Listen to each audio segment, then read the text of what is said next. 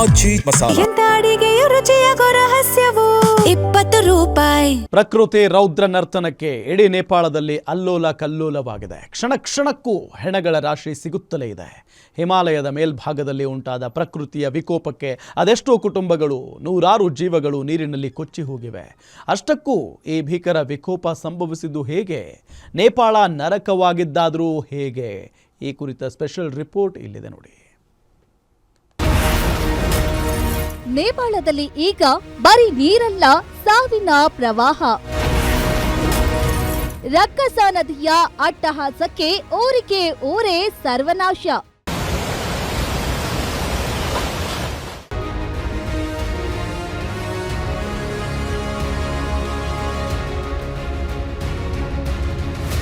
ಪ್ರವಾಹದ ಅಟ್ಟಹಾಸಕ್ಕೆ ನೇಪಾಳ ಸಂಪೂರ್ಣ ನರಕವಾಗಿ ಹೋಗಿದೆ. ಕೆದಕಿದಷ್ಟು ಸಾಲು ಸಾಲು ಹೆಣಗಳ ರಾಶಿ ಸಿಗುತ್ತಲೇ ಇದೆ.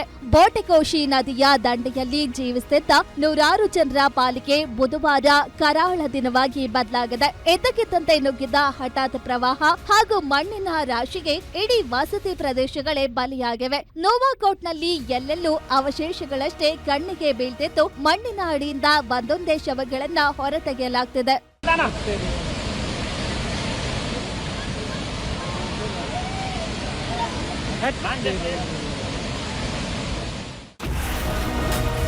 ಸಾವಿರಾರು ಮಂದಿ ನಾಪತ್ತೆ, ಏರುತ್ತಲೇ ಇದೆ ಸಾವಿನ ಸಂಖ್ಯೆ.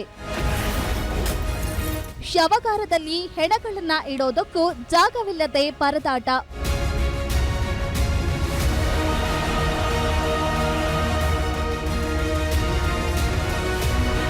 ಸಾವು ನೋವಿನ ಲೆಕ್ಕ ಕ್ಷಣ ಕ್ಷಣಕ್ಕೂ ಏರ್ತಿದ್ದು, ಇದುವರೆಗೆ 359ಕ್ಕೂ ಹೆಚ್ಚು ಶವಗಳನ್ನ ಹೊರತೆಗೆಯಲಾಗಿದೆ. ಅದರಲ್ಲಿ ಚಿಂಟ್ವಾನ್ ಒಂದರಲ್ಲೇ 132 ದೇಹಗಳು ಪತ್ತೆಯಾಗಿವೆ. ಪರಿಸ್ಥಿತಿ ಎಷ್ಟು ಭಯಾನಕವಾಗಿದೆ ಅಂದ್ರೆ, ಚಿಂಟ್ವಾನ್ನ ಶವಾಗಾರದಲ್ಲಿ 50 ಶವಗಳನ್ನ ಇಡಲು ಮಾತ್ರ ಜಾಗವಿದೆ. ಆದ್ರೆ ಅಲ್ಲಿಗೆ ಬಂದಿರುವ ಹೆಣಗಳ ಸಾಗರವನ್ನ ನೋಡಿ ವೈದ್ಯರು ದಂಗಾಗಿದ್ದಾರೆ. ಅದೆಷ್ಟೋ ಮಕ್ಕಳು ಹೆತ್ತವರನ್ನ ಕಳೆದುಕೊಂಡು ಗೋಳಾಡ್ತಿದ್ರೆ, ಸಂಬಂಧಿಕರಿಗಾಗಿ ಹುಡುಕಾಟ ಇನ್ನೂ ನಿಂತಿಲ್ಲ.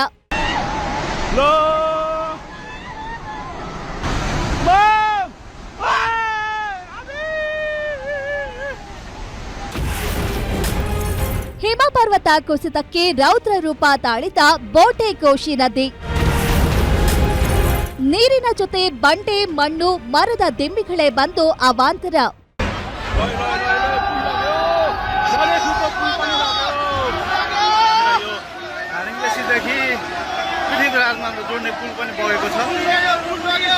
ನೇಪಾಳ ಚೀನಾ ಗಡಿಯ ಬಳಿ 4.4 ತೀವ್ರತೆಯ ಭೂಕಂಪವಾಗಿದೆ. ಅದರಿಂದ ಈ ಪ್ರವಾಹ ಉಂಟಾಗಿದೆ ಎನ್ನಲಾಗಿತ್ತು. ಆದ್ರೆ ನಿಜವಾದ ಸತ್ಯ ಕೇಳಿ ಜನರು ಬೆಚ್ಚಿ ಬಿದ್ದಿದ್ದಾರೆ. ಹಿಮಪರ್ವತದ ಅತಿದೊಡ್ಡ ಭಾಗವನ್ನು ಮಂಜುಗೆಡ್ಡೆ ಮತ್ತು ಬಂಡೆಗಳೊಂದಿಗೆ ಲೆಹೆಂಡೆಕೋಲಾ ನದಿಗೆ ಬಿದ್ದ ಪರಿಣಾಮ ಕಂಡು ಕೇಳರಿಯದ ಪ್ರವಾಹ ಉಂಟಾಗಿದೆ. ಲಕ್ಷಾಂತರ ಟನ್ ಮಣ್ಣು ಮತ್ತು ನೀರು ಒಟ್ಟಿಗೆ ಚಿಮ್ಮಿ ಬೋಟೆಕೋಶಿ ನದಿಯ ರೂಪದಲ್ಲಿ ನೇಪಾಳದ ಮೇಲೆ ಬಿದ್ದಿದೆ. ಇದರಿಂದ ಇವತ್ತು ಹಿಮಾಲಯದ ನಾಡು, ದೇವಸ್ಥಾನಗಳ ಕಡಿವೆ ಎಂದೇ ಕರೆಯುವ ನೇಪಾಳ ನರಕವಾಗಿ ಮಾರ್ಪಟ್ಟಿದೆ.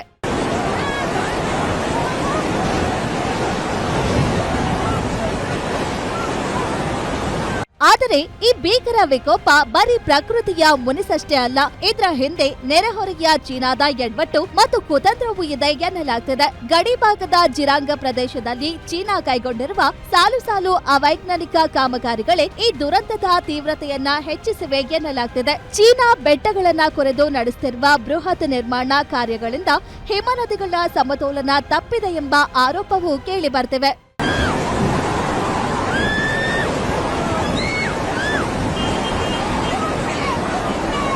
ಸದ್ಯ ಪ್ರವಾಹ ಪೀಡಿತ ಪ್ರದೇಶಗಳಲ್ಲಿ ರಕ್ಷಣಾ ಕಾರ್ಯಾಚರಣೆ ತೀವ್ರಗೊಂಡಿದೆ. ಆದರೆ ಇನ್ನೂ ನೂರಾರು ಜನರು ಕಾಣೆಯಾಗಿದ್ದು, ಸಾವಿನ ಸಂಖ್ಯೆ ಏರಿಕೆಯಾಗುತ್ತಲೇ ಇದೆ. ಮಾನವನ ಅತಿಯಾದ ಆಸೆಗೆ ಪ್ರಕೃತಿ ಮುನಿದರೆ ಎಂತಹುದೇ ಸಾಮ್ರಾಜ್ಯವಾದರೂ ಧೂಳಿಪಟವಾಗುತ್ತದೆ ಎಂಬುದಕ್ಕೆ ಈ ನೇಪಾಳದ ದುರಂತವೇ ಸಾಕ್ಷಿ. News desk, guarantee news.